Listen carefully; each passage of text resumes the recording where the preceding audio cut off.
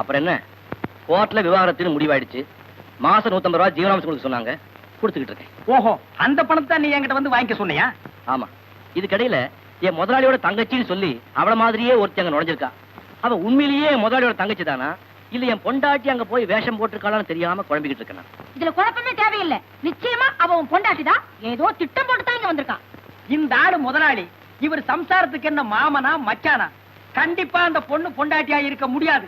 தங்கச்சி தான். இல்ல பொண்டாட்டிதான். தங்கச்சி தான். பொண்டாட்டிதான். எதை வச்சு நீ பொண்டாட்டின்னு சொல்ற? ஒரே மாதிரி 2 பேர் இருக்கிறது நம்ப முடியாத விஷயம்.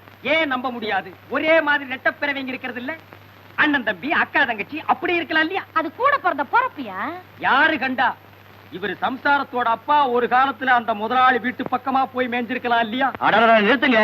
என் முதலாளிக்கு பூர்வீகம் கோட்டையம், என் பொஞ்சாதிக்கு பூர்வீகம் திருச்சி. என் முதலாளியோட தங்கச்சிக்கு சுட்டு போட்டாலும் தமிழ் வராது, என் பொஞ்சாதிக்கு சுட்டு போட்டாலும் மலையாளம் வராது. வந்திருக்கிறவா மலையாளத்துல பிறந்து கட்டுறான். என் பொண்டாட்டிக்கு கோபம் வந்தாலும் சரி, குசி வந்தாலும் சரி, என்ன தடைன்னு தான் சொல்லுவா. அது அவ தாய்மொழி. அதே மாதிரி ஒரு பொண்ணுக்கு ஆபத்தோ ஆவேசமோ வரும்போது தன் தாய்மொழியில தான் கத்துவா. நீ என்ன பண்ற? வீட்டுக்கு அந்த பொண்ணுக்கு ஏதாவது ஆபத்தை உண்டு பண்ற. அவ மலையாளத்துல கத்துனான்னா உன் முதலாளியோட தங்கச்சி, தமிழ்ல அலர்னான்னா உன் பொண்டாட்டி. எப்படிமா என் யோசனை? ஐயோ ஜோசியம், நீ உருப்படியே சொன்ன ஒரே யோசனை இதுதான். நான் வரேன். பாத்தியா என்ன பத்தி அவர் என்ன சொல்லிட்டு போனார்? கடவுள் உனக்கு பெருசா மூளையை கொடுத்துருக்கானே தவிர. சரி அதை விடு. அந்த பொண்ணை பத்தி என்ன விஷயம்? நிச்சயமா அந்த பொண்ணு முதலாளியோட தங்கச்சி தான். இல்ல பொண்டாட்டி தான். என்ன பண்ண கேட்டேன்? பொண்டாட்டியா இருந்தா நான் மட்டும் அடிச்சுக்கிறேன், தங்கச்சியா இருந்தா நான் மட்டும் அடிச்சுக்கிறேன்.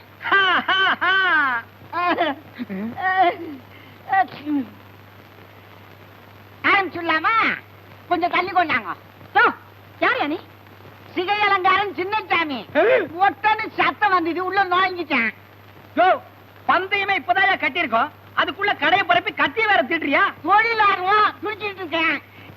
முதல் மொட்டை நீதான். சிகை அலங்காரம் தேவைப்படும் போது சொல்லி அனுப்புறோம். அப்ப வந்து நீங்க கை வச்சா போதும். நீ ஒண்ணும் சொல்ல வேணாம். வர்ற வழி போற வழிதான் நானே வந்து கண்டுக்கிறேன்.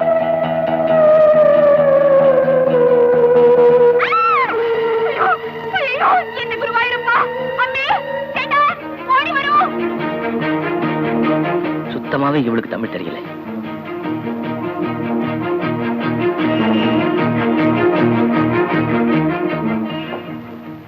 இவட ஒரு அஸ்தி கூட சிகரெட் வலிக்கிறது கண்டு நான் வல்லாது பேடிச்சு போய் சேட்டா. எலும்பு கூட எங்க? இவரு தானே. அப்படி ஒண்ணும் இல்லையே, இந்த பொண்ணு ஏதோ மனபிராந்தியில வளருது.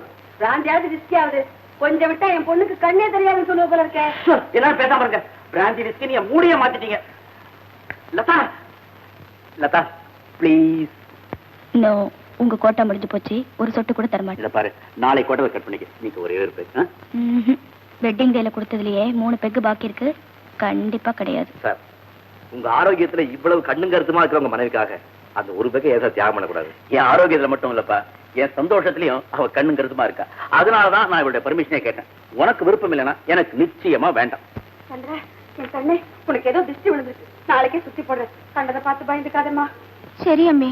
உன் அழகுக்கும் உன் குணத்துக்கும் உன்னை கட்டிக்க போறவன் ரொம்ப கெடுத்து வச்சிருக்கணும். என்ன கொடுத்து வச்சிருக்கணும்? அது இல்ல சீதேவி. சீதாபதி அது என்னமோ தெரியலப்பா, என் வாயில பேதி பேதினே வருது. அது வாயில வரக்கூடாதுமா. என் மகன் மேல என் மகன் வச்சிருக்க பாசத்தை பார்க்கும்போது நான் எவ்வளவு சந்தேகப்படுறேன் தெரியுமா? சந்தோஷப்படுறீங்கல்ல? ஆமா. சொல்லி தொலைக்கிறது. நான் என்ன சொன்னேன்? 2 ஒண்ணத்தோடு எதுக்கியா தோட நடுவிரலா? அப்ப வந்திருக்கிறவோ தியாகுவோட முதலாளிக்கு தங்கச்சி தான். 2 ஒண்ணத்தோட ஆட்காட்டி வந்திருக்கிறதா தியாகோட பொண்டாட்டி தான். ஐயோ ஐயோ, இப்படி ஒரு அறிவுபூர்வமான தம்பதியோட அறிவு கிடைக்கிறதுக்கு நான் கொடுத்து வச்சிருக்கணும். நான் சொன்ன மாதிரி அவ உன் பொண்டாட்டி தானே? தங்கச்சி தானே? பொண்டாட்டி தானே? நீங்க ஏன் பாக்குறீங்க? இல்ல, நாங்க 2 பேரும் ஒரு பந்தயம் கட்டி இருக்கிறோம். அவ தங்கச்சியா இருந்தா இவ தலை மொட்டை, அவ பொண்டாட்டியா இருந்தா இவர் தர பொட்டை. சிகை அலங்கார சின்னசாமி கத்தியோட அரைஞ்சுகிட்டு இருக்கான். சரி, அப்புறம் என்ன? அவ அதிர்ச்சியடைற மாதிரி ஒரு காரியம் பண்ண. என்ன குருவாயூரப்பான்னு மலையாளத்துக்கு கத்துனாலே தவிர தமிழ்ல ஒரு வார்த்தை சொல்லல. அப்போ அவ தங்கச்சி தான் சிகை அலங்கார சின்னசாமி. இன்னும் முடிவாகலையா? அவ பாஷை மாத்திக்கலாம், பழக்க வழக்கத்தை மாத்திக்க முடியாது. அமெரிக்கா போனாலும் இட்லி சாம்பார் கிடைக்காதாலும் அரைகிற நாக்கு நம்ம தமிழ்நாட்டு நாக்கு. அதனாலதான் சொல்றேன், உன் பொண்டாட்டிக்கு பிரியமான ஒரு பதார்த்தத்தை சமையல்ல விட்டு பாரு. அவ விரும்பி விரும்பி சாப்பிட்டான்னா விஷயம் என்னன்னு புரிஞ்சிடும். கரெக்ட். என் பொண்டாட்டிக்கு பாவக்கான உசுறு பச்சையாவே வாங்கி வச்சு தின்னுட்டு இருப்பான். அப்போ பாம்பு கடிச்சாலும் சாக மாட்டா. அப்போ ஒரு பாம்பை குடிச்சு கடிக்க விடுவோம். இப்போ பாவக்காய் குடிச்சு பார்த்து வர்றேன். எல்லாம் நான் சொன்ன மாதிரி பாவக்காய் பச்சடி, பாவக்காய் கூட்டு, பாவக்காய் பொரியல், பாவக்காய் பாயசம், இப்ப பாவக்காய் சாம்பார் போயிட்டே இருக்கு. சீதாபதி வேகம் வரும், எனக்கு வல்லாத விசுக்கணும். சீதா பாதி நான் முழுசாவே வந்திருக்கிறேனே. போடு. சாப்பிடுங்க சாப்பிடுங்க. இந்த சீதாபதி கையால சாப்பிட்டா இன்னும் 2 கவலம் கூடவே உள்ள போகும்.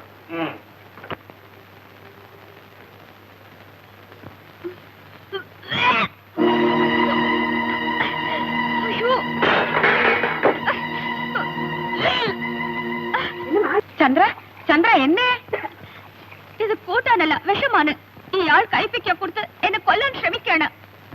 பாவக்கான கீதாவுக்கு உயிர். இவ பேயா அலறாளே. எடோ சீதா திதி, என்னமா பாவி ஆவக்காய் அள்ளி போட்டு. பாவக்காய் சொல்ல மாட்டேன் நீ. பாவக்காய் அள்ளி போட்டு என் பொண்ணு சாப்பாட்டுல மண்ணாய் போட்டுட்டியே. பாவக்காய் சாப்பிடுறது என்ன தப்பு? உடம்புக்கு நல்லது. வாய் மூடு. என் பொண்ணுக்கு பாவக்காய் பிடிக்காது. இதை விட சுரளி விதை அரைச்சு குடிச்சாலும் குடிப்பான். அரளி விதை. அரளி விதை. நீ யாருக்கு எடுத்து சாம்பார் வச்ச பாவக்கா? சாவு சார் தான் வைக்க சொன்னாரு. ஏடோ செக்ரட்டரி, இது உன் வீடா என் வீடா? சமையல்ல வலையிட நீ யாரு? புரியுதா? தலையிட. உன் தலையை கிண்டிடுவேன். என் பொண்ணுக்கு எது பிடிக்கும் பிடிக்காதுன்னு தெரிஞ்சுக்காம நீ எப்படி சொல்லலாம்? மன்னிச்சிடுங்க. மன்னிச்சிருங்கன்னா விட்டுடுவேனா? அவ்வளவு பாவக்காய் சாம்பாரை நீ தான் சாப்பிடணும். நல்ல ஆளு சார் நீங்க. இந்த பாவக்காய் பாலிடிக்ஸ்ல என்ன மாட்ட விட்டீங்க? பேசாம இந்த வேலையை விட்டுட்டு எங்க சித்தப்பாவோட நான் சலூனுக்கு போயிட போறேன். சிலோனுக்கு போயிட போறேன். இந்த அம்மாவோட பேசி பேசி இவங்க வியாதி எனக்கு தொட்டிடுச்சு. அப்ப நான் வரட்டுமா? யாருக்கு மொட்டை அடிக்கிறதுன்னு முடிவாகி போச்சா? இந்த ஆட்டோயா? ஏவா கொஞ்சம் ஏமா கொஞ்சம் தண்ணி கொண்டா. யோ, நீ சும்மாரியா? அவ ஏதோ வெறுப்புன்னு சொன்னா நீ வலிச்சுட்டு போல் இருக்க. அப்ப அம்மா ஜெயிக்கலையா? அது இனிமே தான் தெரியணும். யாரு வீட்டுக்கு புதுசா இருந்தாலே? இருந்தாலும் இல்ல பெருசாலும் இல்ல, மொட்டை அடிக்க வந்திருக்காங்க. ஆமா, நீ போற விஷயம் என்னாச்சு? அதை ஏன்பா கேக்குறேன்? பாவக்காய் சாப்பிட்டதும் அவன் வாந்தி எடுத்துட்டான். அப்போ அவன் பொண்டாட்டி இல்லையா? வா வா வா வா வா வா. யோ, இவ தலையில கைய வையா. 5 நிமிஷத்துல இவள நான் ஒழுவழுன்னு பாக்கணும். ஏமா குத்து. சும்மாரியா? அவ பாந்து எடுக்கிற மாதிரி பாவனை பண்ணிருப்பான்னு ஏன் நினைக்க கூடாது? அப்படியே இருக்கலாம். அவ யாருன்னு கண்டுபிடிக்க முயற்சி பண்ணுவீங்களா? அதை விட்டுட்டு ஏன் தலைய மொட்டை அடிக்கிறதுலயே இருக்கியா நீ? அப்போ நான் மாட்டா இருந்து சாப்பிட்டு போய. காலங்காத்தா யார் முகத்துக்கு மூச்சுன்னு தெரியல. முதல் போனியே செவத்து போச்சு. திருப்பா அடியே, உனக்கு அதிர்ஷ்டம் வச்ச இருக்குடி. இல்லன்னா இன்னைக்கு உன் தலை தப்பிச்சிருக்குமா? நீ சொன்னாலும் சொல்லாட்டியும் எனக்கு அதிர்ஷ்டம் மட்டும் இருக்கியா? அதனாலதான் உன் பொழப்பே ஓடிக்கிட்டு. கரெக்ட். மச்சன்னு சொன்ன உடனே ஞாபகத்துக்கு வருது. ஒருத்தி பாஷையை மாத்திக்கலாம், பழக்க வழக்கங்களை மாத்திக்கலாம். ஆனா உடம்புல இருக்கிற அங்கடையாங்களை மட்டும் மாத்திக்கவே முடியாது. என் பொண்டாட்டி முதுகுல பளிச்சுன்னு தெரியற மாதிரி ஒரு கருப்பு மச்சம் இருக்கு. அதை வச்சு அவ யாருன்னு கண்டுபிடிச்சிட்டு வரேன். ஏடா கூடமா எட்டி பார்த்து முதுக டின்னு கட்டிட்டு வர போறான். அப்படியே வந்தாலும் வெந்நீர் ஒத்தோட கொடுக்க நான் இருக்கேன். நீ போ. யோ, இன்னைக்கு ஜோசியத்துல எவ்வளவு சம்பாரிச்ச? என்ன ஒரு 5 ரூபாய் இருக்கும். அவ்வளவு என்கிட்ட கொடுத்துட்டியே. சாராத்துக்கு என்னையா பண்ணுவ? இந்தா 2 ரூபாய் வச்சுக்க.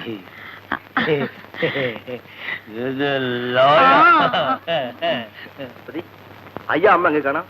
படுக்கறையில. ஐயாவுக்கும் அம்மாவுக்கும் பலத்த சண்டை. ஐயா நீங்க நினைக்கிற மாதிரி இல்ல. ஐயா அவரோட டெய்லி கோட்டாவுல ஒரு சிகரெட்டை கூட குடிச்சிட்டாராம். அதனால தோட்டா பறந்துகிட்டு இருக்கு. அனைவனே இப்படி தனியா இருக்கணும். ஐயாவோட தங்கச்சி ரூம்ல ட்ரெஸ் பண்ணிக்கிட்டு இருக்காங்க. நீ என்ன பண்ற? சூடா ஸ்ட்ராங்கா எனக்கு ஒரு காசு போட்டு வாங்க.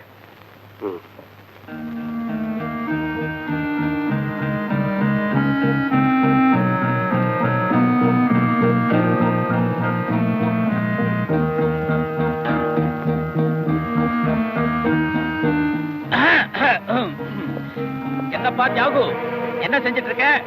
டோரு நாவலெல்லாம் ஒரே தூசி. நேத்துக்கே துடைக்க சொன்னேன், யாரும் துடைக்கல சார். என்னப்பா அது? அந்த வேலையெல்லாம் வேலைக்காரங்க செஞ்சுட்டு போறாங்க. You are my personal assistant. என் வேலையை கவனிச்சா போதும். வேலையில உயர்ந்தது தாழ்ந்தது நான் வித்தியாசம் பாக்குறது சார். எல்லா வேலையும் செய்யணும். That is my policy. That's a good policy. பாலிசியும் நினைவுக்கு வருது. என் தங்கச்சிக்கு 10 லட்சம் ரூபாய்க்கு இன்சூரன்ஸ் எடுக்கலாம்னு இருக்கேன். ஆடிட்டர் உடனே வர சொல்லு. இந்த பொண்ணு மேல 10 லட்சம் ரூபாய்க்கு. ஆமா, ஏன்? பாத்துட்டு செய்யலாம். எதை பாத்துட்டு? முதுக பார்த்துட்டு என்னையா உளற? ஜோசியரை பார்த்துட்டு டாக்டர் கன்சல்ட் பண்ணி எல்லாம் பார்த்தாச்சு, அவரை வர சொல்லு போ.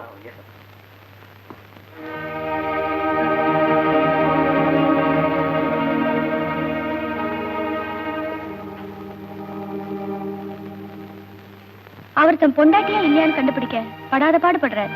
அது தெரிஞ்சா நான் இங்க வந்தேன். முதுகுல அந்த எச்சத்தை மட்டும் பாத்துருந்தா இந்த வீட்டையே ரெண்டாக்கி இருப்பான். எச்சம் இல்ல, சொச்சம், மச்சம் எல்லாம் ஒண்ணுதான். இங்க பாருங்க, என் மேல உள்ள அனுதாபத்தினாலேயோ ஒரு குடும்பத்தை ஒண்ணு சேர்க்கணுங்கிற ஆர்வத்தினாலேயோ